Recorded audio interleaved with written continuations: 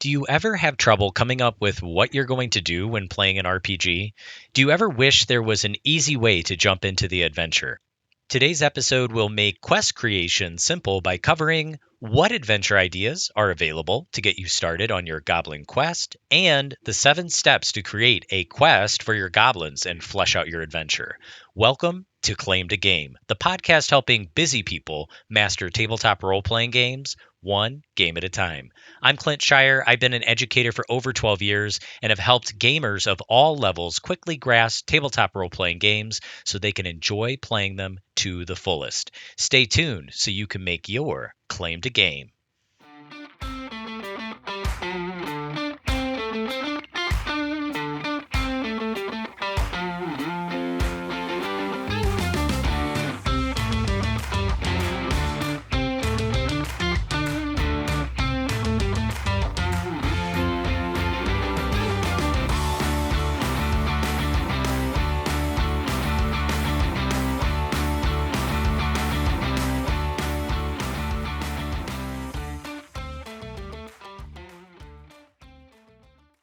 Hello and welcome back to episode 6, season 1 of Claim to Game, a predominantly educational fun podcast in which I am daring to coin the word funjucational.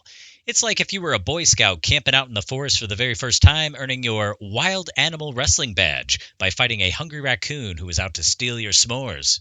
What's that, raccoon? Some more of what? You're killing me, Smalls. And with that, our imaginary raccoon's nickname is officially Smalls. The game for this season is Goblin Quest the RPG, brought to you by game designer Grant Howitt, whose works include but are not limited to Honey Heist, Die the RPG, Spire, Unbound, One Last Job, Heart, and most recently, at the time of this recording, Eat the Reich. Many tabletop RPGs help players jump into gameplay by either throwing them directly into a conflict needing to be resolved or into a situation where a specific need has to be met. The most classic of these tropes, often joked about in the gaming community, is when a group of adventurers are sitting around a table at a medieval inn or a pub, only to be approached by a frail old man or distressed peasant, or maybe a mysterious figure in black. The newcomer is often requesting the aid or the services of the player's characters to overcome some obstacle, aid in a crisis, or partake in a particularly dangerous business venture. Mike E. Shea is the author of the book The Lazy Dungeon Master and its sequel, Return of the Lazy Dungeon Master. He's also the creator of the Sly Flourish blog, YouTube channel, and podcast. His goal is to help Dungeon and Dragon DMs run great D&D games for their players. I'll include links to all of Mike's goodies in the show notes. In Mike's philosophy, he says when creating an encounter to launch players into the game, it is important to have what is called a strong start. Something needs to happen. This can be the classic trope that we just reviewed where the NPCs or non-player characters approach the PCs or player characters with a quest, or the game master can just throw players into a fight with baddies. Why waste time talking when you could place your characters directly into a life or death battle and get the action started? If you were hanging around with me back in episode 2, when I went over my tenders and toughs for this game, one of my tenders was in Goblin Quest. The game master is an optional position. You don't have to try to create a strong start on your own for players as a GM, because in Goblin Quest, everyone can take a role in the storytelling that's about to unfold. The strong start, the something that's going to happen, is chosen by the quest goal decided upon by the players in the quest creation process of the game setup. Now, your quest goal could be almost anything. There are plenty of ways to draw inspiration from the pre-made map, the game setting, or from your own random thoughts, whims, and willies. Grant Howitt, however, decided to make it super easy for you by asking some excellent game designers to write up adventure ideas and include them in the book. It's like this guy was trying to give you fun on a silver platter. A silver platter that is full of gourmet entrees. The following are a list of all the game designers or contributors to the adventure ideas for just the core Goblin Quest game. I'll mention what page they appear on within the Goblin Quest RPG book and also what they are well known for in the gaming world. Quick pause on the show. Have you been listening to the first season of Claim to Game and do not yet have your very own copy of Goblin Quest the RPG? Picture yourself pretending to be gross, grotty little buggers on your next game night with your closest friends. Laughs, goofs, and goblins. Don't wait. Enjoy your own copy of Goblin Quest the RPG today by clicking on the link in the show notes. You'll be wreaking havoc all over the Great Battle Camp in no time. All right, back to the episode. And first to bat here is Robin D. Laws on page 22. He is known for Hillfolk, Feng Shui, Hero Wars, Dying Earth, Rune, the Esoterrorist, and Yellow King games. And his laws of good game mastering we actually talked about in episode 4 of season 1 here in regards to Goblin Quest character creation. Number 2 is Merritt Copus. She appears on page 28. She's known for video games that she designs, and she's the author of many Zines mini RPGs, but nothing that I have personally played. Third is James Wallace on page 40. He's known for Once Upon a Time and The Extraordinary Adventures of Baron Munchausen. 4 is McGooey Baker on page 45. She is the wife of Vincent Baker, co-creator of the Apocalypse World, which spawned tons of games using the 2d6 mechanic and coining the term powered by the apocalypse. She herself has designed 1001 Nights and Run for one-shot RPGs, of which I also have yet to play. And coming in at number 5, we have Naomi Alderman on page 52. Co-creator and lead writer of Zombies Run, the iPhone fitness game and audio adventure that was fully funded on Kickstarter in 2011 and has been going strong ever since with 10 seasons at the time of this recording. And last but certainly not least, we have Frog Croakley on page 58. Now, this was just a dude, or maybe it's a girl, we don't know, that Grant Howitt met on Twitter, who's funny. Enough said. His credentials are impeccable.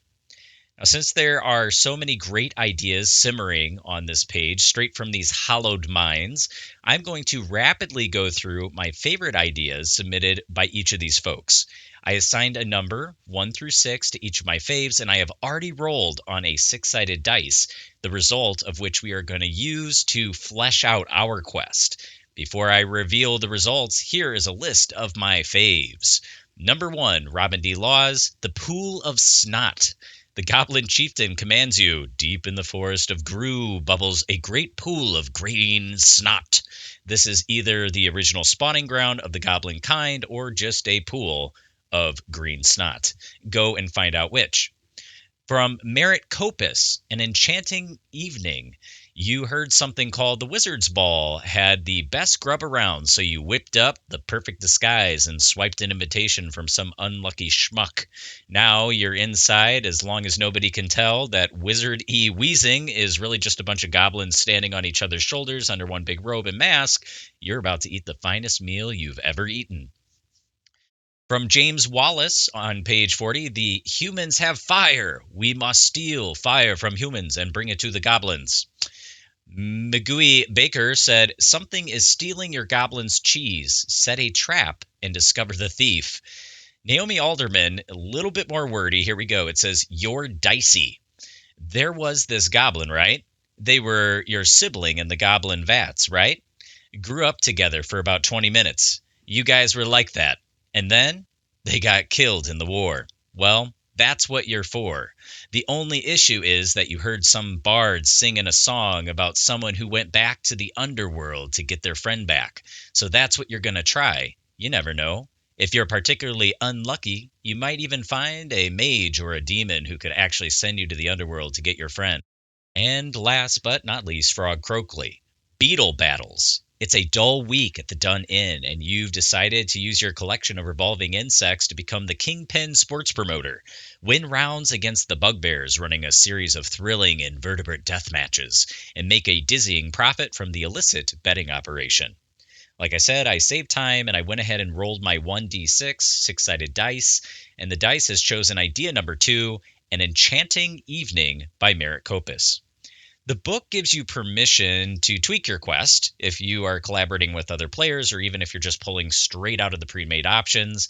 And I feel like the idea of the enchanted evening gives my goblins too many successes already to my liking. I'm going to nerf it, which in nerd talk, if you're new to this world, means making it less easy and more challenging. And instead, I'm going to say that my goblins are starting with nothing accomplished yet. They are near the goblin spawn pits on the map. Their main goal is to taste the finest dinner they've ever eaten at the Grand Wizard's personal table at the Wizard's Ball in the Black Tower. My greenies aren't going to have a disguise yet. They haven't necessarily swiped an invitation and will need to devise a way to taste that sweet, sweet victory. And just like that, you and I have already completed step 1 out of 7 to setting up our quest in Goblin Quest RPG. The first step is to come up with a goal. Now remember, all of our goblins at the table, your goblins, and also the goblins of the other players will be working to achieve the same goal. So I'm going to go ahead and enter in the verbiage of my quest in the space next to or right under the word quest, which is located below my first 2 goblins on my character sheet and above the words that say task 1. To clarify, my quest is to taste the finest dinner ever eaten at the Grand Wizard's personal table at the Wizard's Ball in the Black Tower. Now, step number 2 is getting your materials. The goblins need to acquire the materials to pull off their plan. This is considered the first of 3 tasks for your quest. Each task is broken down into 3 stages, which the players will discuss, and then write down what would be needed to complete each task. So what materials do we need? First, we need to acquire a wizard disguise. What does a wizard wear? Where can we steal, barter, or bribe, maybe even trade, to get the proper attire for the disguise? The official wording for task number 1 will be acquire all components of the perfect wizard disguise and persona. The possibilities of what direction your story can take here are endless, but if your peeps are drawing up blanks, use the luxury of your pre-made setting and pre-made Great Battle Camp culture and creatures. In episode 3, we talked about bugbears. Contraband and smuggling is one of their key behaviors that they do within the Great Battle Camp. So I'm going to continue with this train of thought, and I'm going to say that our little goblins will try to work with a bugbear smuggler to get a wizard cloak, stage makeup / facial hair, and a wand that can help us pass off as a wizard. This will be stage 1. Next, we need an invitation to the ball. Also in episode 3, we discussed hobgoblins who worship documentation. And instead of just swiping an invitation from a wizard who was invited, I like the idea and think it would be more interesting to see if we can bribe a hobgoblin to forge us an invitation to the wizard ball, including that our pretend wizard imposter has a special seat at the Grand Wizard's table. The official wording will be bribe a hobgoblin to forge us an invitation to the wizard ball with special seating at the Grand Wizard's table. This will be stage 2. Now, this could be enough to convince the doorman at the Black Tower that we belong at the wizard ball, but as I mentioned, each task of our quest must have 3 stages, so let's give ourselves an extra layer of legitimacy. I'm going to say our wizard, because we've made him so important, needs his very own orc bodyguard. Our final stage to complete our disguise will be worded as follows: convince or coerce an orc at the Great Battle Camp barracks to be our personal bodyguard and escort. This will be stage 3 of task 1. Step number 3 in quest creation is going to be generating task number 2, which is getting into position or assembling your materials, arranging or preparing to deploy your plan. I'm going to word it as follows: establish a home base, assemble your disguise, and fully prepare for the infiltration of the Black Tower. When I tested this game with some other players, this task was one of the most confusing when I didn't think it needed to be. We would say something like, stage 1, get to the Black Tower from the barracks. But then because of poor rolling or hilarious failures, it felt like we were constantly desperately trying to get from point A to point B, but just couldn't get there because of our failures. It makes me think of the scene from the 2002 parody Kung Pao Enter the Fists, when the woman love interest keeps shouting to the hero, chosen one, and he is running to her from far away, and the shot keeps coming back to the hero, but he's never getting any closer to her as time passes. So when making our stages here, I'm going to try to be a little more specific so we aren't dealing with a Kung Pao situation. The easiest thing to say would be get to the Black Tower entrance. Instead, how can we skip this travel portion? Let's say it like this: set up our secret hideout near the junk pile near the Black Tower. This automatically can get our goblins to where they need to be and give our players a task to dig out, build, construct, or shimmy together the spot where we're going to put our disguise together. This is going to be stage 1. So just to repeat, set up our secret hideout near the junk pile, near the black tower. I'm going to go ahead and write that in my character sheet, on my character sheet, where it says stage 1 under task 2. Once our home base is set up, we should put our disguise on. And if we write this too simply, I just envision the goblins sitting around attempting to stand on each other's shoulders or put the items on, but continuously falling or dropping the items. And that's not good storytelling. So instead, let's put some juice into our story here. I'm going to word our second stage as assemble the wizard costume by choosing which goblins will play the head, torso, hands, and feet, and applying the stage makeup and hair.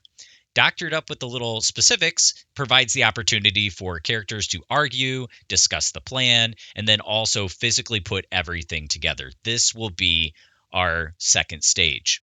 And the final stage for task 2 with preparation might seem pointless. You have everything you need. Why do you need another stage? Well, because the 3-act structure, damn it, has been around since the ancient times of Greece. If Aristotle was a ghost right now sitting next to me, I'd lay him up a high five up top. So let's sprinkle a little flavor here. What if something goes wrong during our plan? Do we have any assets other than our, quote, perfect disguise and documentation? Well, we do have a semi-loyal orc bodyguard, as well as a contraband magic wand from a bugbear, hopefully. The orc might be good at smashing things, but does it know how to be a bodyguard? You also possibly don't know how to use a magic wand and what spell this wand casts and how to use it when push comes to shove. So if this was a Rocky movie, we're going to make our last stage the training montage. We're going to be helping our orc work out, run laps, and do bodyguard etiquette. We are going to use the discarded junk, maybe some discarded dummies as target practice for the wand as we discover its hidden power. And here is how we are going to word stage 3 of task 2. Train our orc bodyguard physically, mentally, and socially, as well as master the power of the wizard wand. This will be stage number 3. And step 4 out of 7 in quest creation is to create the final task out of 3. It's the final fight, the final countdown, attacking the Death Star, fighting the Russian boxer. Frodo's approaching his goal at Mount Doom, Harry versus Voldemort. It's going to be tough, but your goblins were made for this. Last week.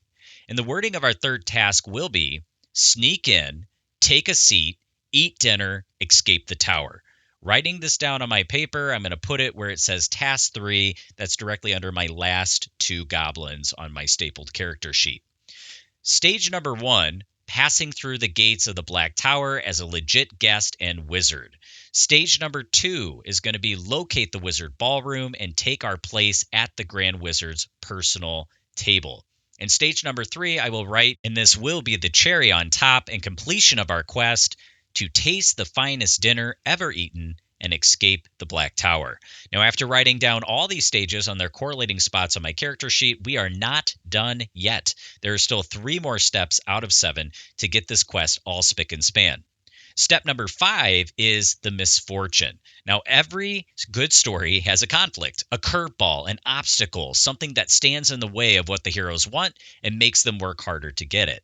In Goblin Quest, there is going to be 1 misfortune per task, and the players are actually going to roll to determine which stage in each task the misfortune is going to occur. And the players will also roll to determine the nature of the misfortune. If you have enough players, I would choose 1 player to roll the dice for task 1, another player to roll the dice for task 2, and another player to roll the dice for task 3. Since I am only 1 person, at least to your knowledge, I'm going to be demonstrating the rolling of all 3 tasks. As always, Grant Howitt tried to make things easy for you as possible and created a misfortune table on page 3233 of the physical book, where you roll 1d6 dice to determine the misfortune category, and then you roll another 1d6 dice to determine which misfortune within the category your goblin will endure. Grant even reached out to Rob Heinsoe, lead designer of the 4th edition D&D and co-designer of the RPG 13th Age. Rob gave an alternative table of misfortunes, which are even crazier. These you will find on page 34 through 36 of the book. I'm starting with task 1, which was acquire all the components of the perfect wizard disguise and persona. I'm going to separately roll a total of 3d6, 3 six-sided dice. The first dice result will determine the stage the misfortune will occur. If I roll a 1, it means it happens in stage 1. If I roll a 2 through 3, that means it will happen in stage 2. And if I roll a 4, 5, or 6, it means that the misfortune occurs in stage 3. And with the roll of my dice, I rolled a number 6, which means our misfortune will occur in stage 3. The second dice result determines the category of my misfortune, which I will be using Grant's tables on page 32 and 33 for the first task. And with a roll of my dice, the first misfortune category is number 4, which is cruel nature. And finally, the third dice roll will be the actual misfortune the goblins are going to experience. To add flavor and the element of surprise, this could be hidden from all the players except for the one who's rolling. They could roll the misfortune, write down what happens on a piece of paper, fold the paper in half, and on the outside of the paper, write down which task and which stage the misfortune should be read to add into the conflict of the story. So for this, it would be task number 1, stage number 3, and we are going to go ahead and roll that dice to see what our misfortune is going to be within cruel nature. It is the first one. Swifts, a type of bird, appear and dive bomb the goblins, hoping to eat their myriad of lice.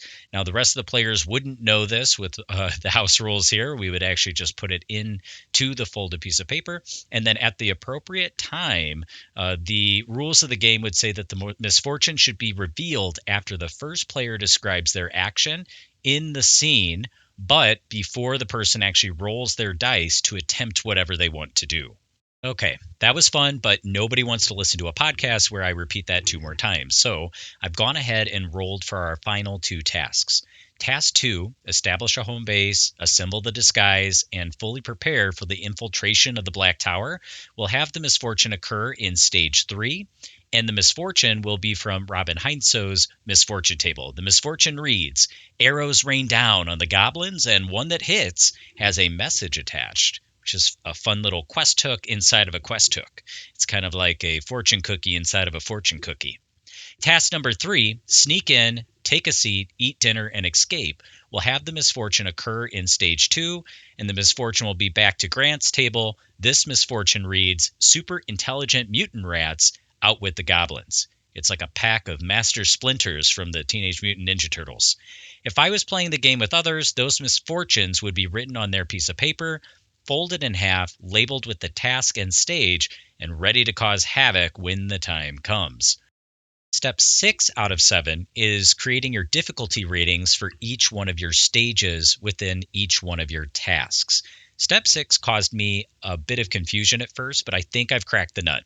Difficulty rating for each stage of each task is the number of successes your players need to achieve through their dice rolls to move on throughout the stages and complete each task of the quest. The difficulty rating is going to get tougher as you and your team progress from task to task, and here's how it works. Task 1 sets the difficulty rating of each of the 3 stages to -1 from the number of players playing the game. The only exception is the misfortune stage. If a stage was unlucky enough to be rolled as the misfortune stage for the task, this will increase the difficulty rating of that stage by 1/2 of the number of players who are playing, rounded down. So an example, for the purposes of working with some actual difficulty class numbers, I will pretend that I have friends. Friends, what's it like to have friends? Just kidding. I have friends, and I'm going to be playing with myself and 3 other players. So 4 players for our imaginary game. The difficulty class will be the number 4 minus 1. 4 minus 1, last time I checked, is still 3. So 3 is the difficulty class number for all of our stages in task 1, except for the misfortune stage, which I marked as stage number 3. This is the point of the story where our goblins are being dive bombed by lice-hungry birds. Stage 3 would normally have a difficulty rating in this case of 3, but we are going to add 2 because 2 is still half of 4, the total number of players playing. And so 3 plus 2 is still 5 last time I checked. So total difficulty rating of stage 3 in task 1 is 5 for this unfortunate stage. Moving on to task number 2 sets the difficulty rating of each of the 3 stages equal to the number of players playing the game. And in our made-up scenario, that is 4. The only exception is the misfortune stage, just like before, but nothing changes with that. We're still going to be adding on half the number of players who are playing the game rounded down. So that would be 2, meaning that in stage 3, which is when we have our goblins getting shot by arrows with one of those arrows having a message, we take the number 4 plus 2, and the difficulty rating for just that stage is going to be 6. And finally, let's set the difficulty rating for task number 3 in all of its stages. We're pros by now. You could probably do all this in your head, but let's go ahead and do it together. On task 3, all the stages for difficulty rating are the number of players plus 1. So 4 players plus 1 equals 5. Our stages are going to be at difficulty rating 5, except for the misfortune stage, which in task number 3 is on stage 2, when the super intelligent mutant rats are outwitting our goblins. So for that stage, we take 5 plus 2, the number of players divided by 2, rounded down, which is going to be a difficulty rating of 7. And that is going to be the hardest difficulty rating of the entire game in that third task. Final step to creating a quest is really going to segue us into the gameplay of starting Goblin Quest. And the final step is a pretty easy one. You need to choose the mechanic that will give your players the ability to re-roll during gameplay. When they say, "Darn it," and they just didn't like that result, they have a mechanic that they get to choose to help them roll again. And the Goblin Quest RPG book gives you a total of 5 reroll options on page 38 through 39. I suppose you could skip this step to make the game a little bit harder and more deadly and just say you can't reroll, you get what you get, and you can't throw a fit. But some of these options encourage some goofiness and some good old team camaraderie. The 5 options are the lucky ear, the thumbs up, the king's stick, the boss hat, and the magic flute. My favorite of these is the lucky ear. Each goblin has a lucky ear. It's the left one. They can opt in to use their lucky ear to re-roll their dice. You can make this opting in once per game, once per task, maybe even once per stage. It depends on how lucky you want your players to be. Now, the thumbs up option is very much like the lucky ear, except you have 2 thumbs. So you can do it more than once, and you only can give this to other players. That's what's different from the lucky ears, that you can give a thumbs up to somebody else, but not yourself. You also can't remind people to give you a thumbs up. It has to be from their own intrinsic, beautiful hearts. And the King's Stick option allows players to reward other players for times that they laugh or moments of entertainment spurred through play. Players can always award the stick to somebody, and then the stick can be used by the player to re-roll their dice when they discard it and put it back in the center for it then to be awarded again to somebody else. If a goblin dies while holding the stick, then the player loses control of it and no longer can use it for their next goblin that's up in their lineup. And finally, the boss hat and the magic flute are very similar to the King's Stick idea, but they're just using different items, a hat and possibly a stick or maybe a recorder or musical instrument. And with that, your quest is now fully fleshed out, and your adventure is about to begin. Join us next week. That's right. Don't forget, we are a weekly podcast now.